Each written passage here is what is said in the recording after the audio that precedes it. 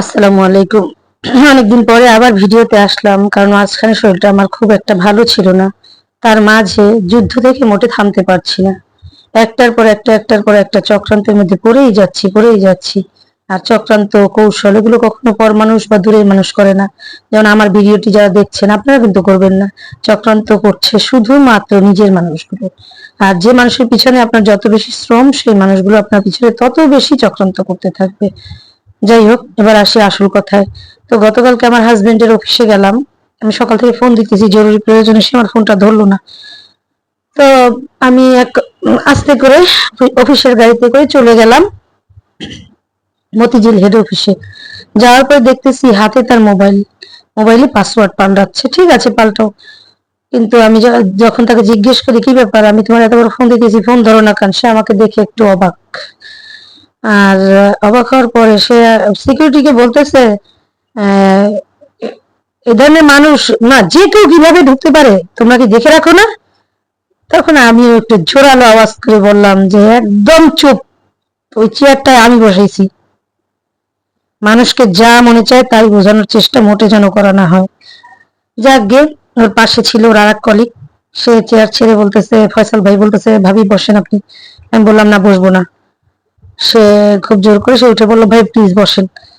বসলাম, সাথে সাথে ভুল ব্যাখ্যা করে বলতেছে যে কি ব্যাপার, তুমি ওকে উঠাই দিয়ে এখানে বসছো? আমি তো এই যে ফয়সাল ভাই দেখলেন, আপনি আমাকে বসতে দিয়েছেন, সাথে সাথে সে অপব্যাখ্যা চালায় আমার বলতেছে আমি আপনাকে উঠিয়ে দিচ্ছি।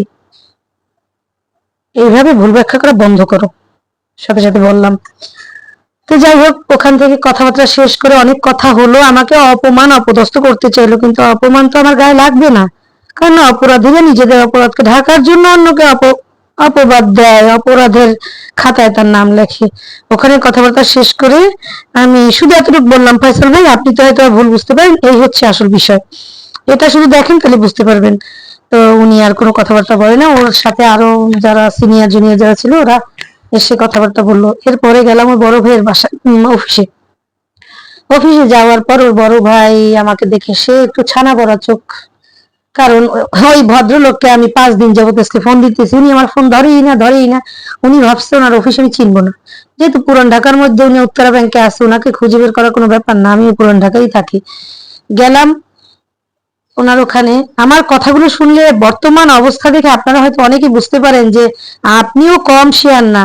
কিন্তু বিশ্বাস করেন, হোঁচট খাইতে খাইতে আমি এখন এমন একটা পরিস্থিতিতে পড়েছি যে অন্ধকারের গলি হোক, কিন্তু গলিটা কেন যেন আমার চেনা। কারণ আমাকে এতটা পরিমাণ তারা আহ চক্রান্তের মধ্যে ফেলেছে। আমি সহজ সরল মানুষ ছিলাম প্রচন্ড রকমের, আমি হাতে টিপ দিয়ে যদি আমাকে একটা চোখ টিপ মেরে কথা বলতো আমি এটাও বুঝতাম না, আমি এতটা বোকা ছিলাম। তো যাক গে, বড় ভাসুরকে বললাম, আপনি কেন আমার ফোনটা ধরলেন? তুমি আমাকে ফোন দিছো? আমি বলি হ্যাঁ। আপনি মোবাইল চেক করেন।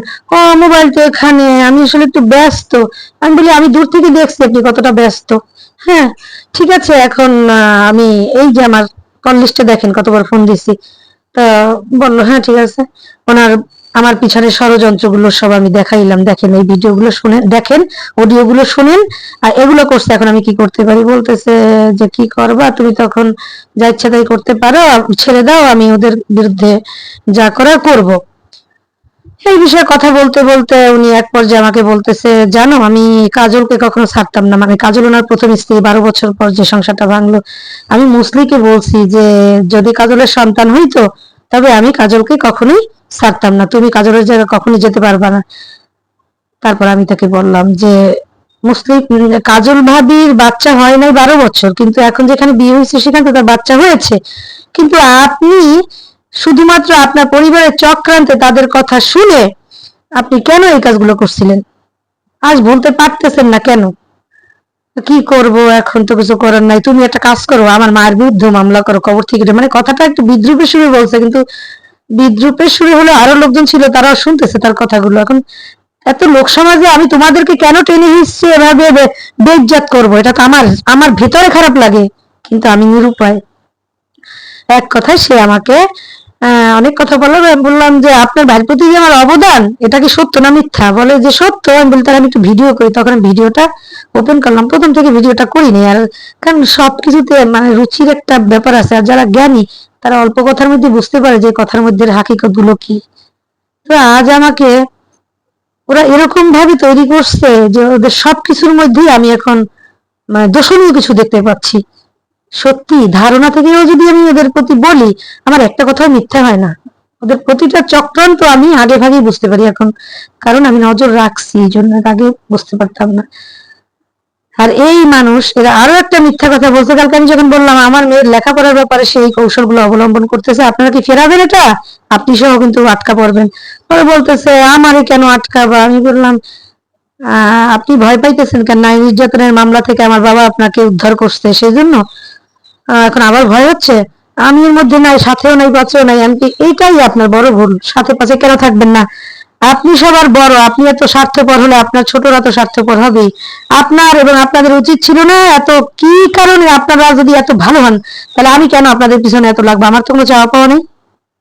আমি 3 বেলা খেতে পারলেই খুশি, পরনে একটু কাপড় পেলে আমি খুশি। আমার তো বিলাসিতা করে কারো মন জয় করতে হবে এরকম টেন্ডেন্সি আমার মধ্যে নাই। আমার এখন দায়িত্ব পড়ছে আমার ছেলে মেয়ের লেখাপড়া। হ্যাঁ, আমার কেন বলতেছি, সন্তানের সন্তান হচ্ছে আল্লাহর তরফের উপহার। আর এই জিনিসগুলোকে যারা নষ্ট করে দুমড়ে মুচড়ে শেষ করতে চায়, আমি এটা করতে দিতে পারবো না, পারি না। এই জন্য তো যাই হোক, উনি ভয় পাইছে। পরে আমি একটা যেকোনো একটা সিদ্ধান্তের মধ্যে গেছি অলরেডি। ঈদের পরেই সেটা সেটা দেখতে পারবেন বা শুনতে পারবেন আপনারা। কিন্তু দেখেন, অভাবের মধ্যে আমি কখনো তাদের বিরুদ্ধে কোনো কথা বলিনি। তারা আমাকে যেভাবে না চাইছে আমি সেইভাবে নাচছি।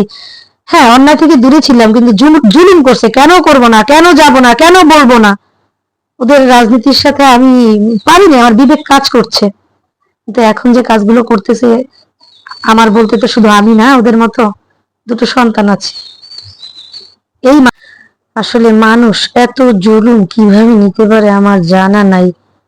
কারণ কোন রকম এরা থামছে না, এত বুদ্ধি এদের মধ্যে। কিন্তু বুদ্ধিরা তো 2 ভাই। আরে বাবা, তোরা বুদ্ধি যখন ধারণ করছো, সুবুদ্ধি গুলা ধারণ কর। কুবুদ্ধি গুলা তাও নিজেদের সংসারে, নিজেদের পরিবারে এরকম ভাবে কেন করছিস? কৃতজ্ঞতা রাখ না। এরা কৃতজ্ঞতা তো রাখবেই না, উল্টা আমাকে চিন্তা করতেছে কিভাবে ল্যাং মেরে ফেলে দেয়া যায়, আমাকে উৎখাত করা যায়। কারণ এরা পরিপূর্ণভাবে ইবলিসের দখলে। যাই হোক, আমার জন্য দোয়া করবেন। সবাই ভালো থাকবেন।